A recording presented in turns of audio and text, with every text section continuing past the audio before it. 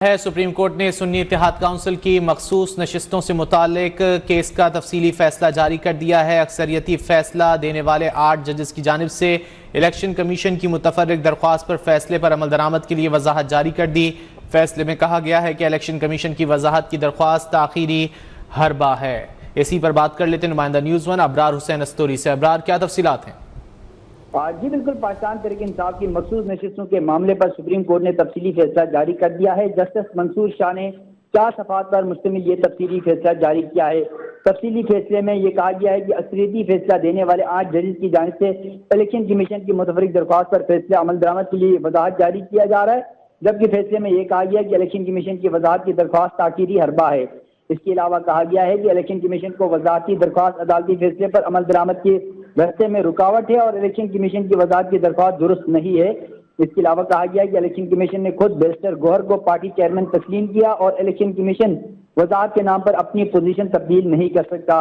اس کے ساتھ supreme court نے ابہام کی درخواست پر تحریری آرڈر میں کہا ہے کہ فیصلے کی روشنی میں پارٹی سرٹیفکیٹ جمع کرانے والے پی ٹی آئی کے کامیاب امیدوار ہیں، تو سپریم کورٹ کی جانب سے 4 صفحات پر مشتمل یہ فیصلہ جاری کیا گیا ہے۔ جی ٹھیک ہے ابرار، ساتھ ہی رہیے گا۔ سپریم کورٹ نے سنی اتحاد کونسل کی مخصوص نشستوں سے متعلق کیس کا فیصلہ جاری کر دیا ہے۔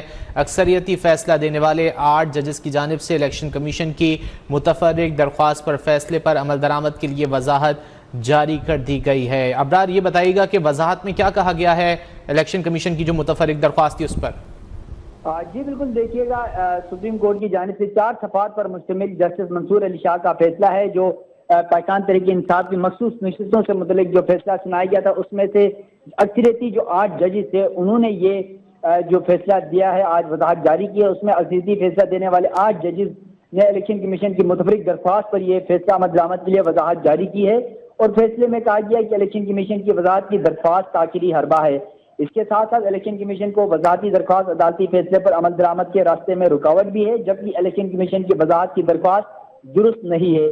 اس کے علاوہ فیصلے میں کہا گیا کہ الیکشن کمیشن نے خود بیرسٹر گوہر جو پاکستان تحریک انصاف کے چیئرمین ہیں ان کا جو بطور چیئرمین تسلیم کیا، اور اس کے ساتھ ساتھ الیکشن کمیشن وضاحت کے نام پر اپنی پوزیشن تبدیل کر سکتا ہے۔ اس کے علاوہ کہا گیا کہ پاکستان تحریک انصاف کے حوالے سے جو ابہام کی درخواست پر تحریری یہ آرڈر ہے، جبکہ فیصلے کی روشنی میں پارٹی سرٹیفکیٹ جمع کرانے والے پی ٹی آئی کے کامیاب امیدوار ہیں۔ جی ابرار، یہ بھی بتائے گا کہ الیکشن کمیشن کو وضاحتی درخواست عدالتی فیصلے پر عمل درآمد کے راستے میں رکاوٹ ہے، یہ بھی کہا گیا فیصلے میں؟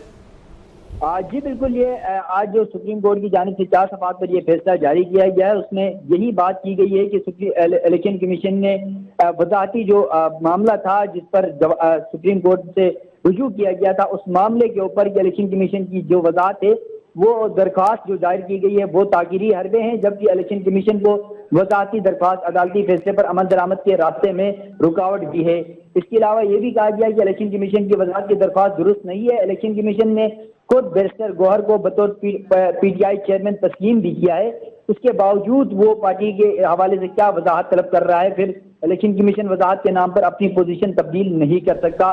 یہ سپریم کورٹ کے 8 رکنی بینچ کے جو اکثریتی فیصلہ تھا۔ ابرار استوری ہمارے ساتھ ہی رہے گا، جوائن کر لیا ہمیں بیورو چیف اسلام آباد کاشف رفیق صاحب نے۔ کاشف صاحب، آپ کیا کہیں گے؟ اکثریتی فیصلہ دینے والے 8 ججز کی جانب سے الیکشن کمیشن کی متفرق درخواست پر فیصلے پر عمل درآمد کے لیے وضاحت جاری کر دی گئی ہے۔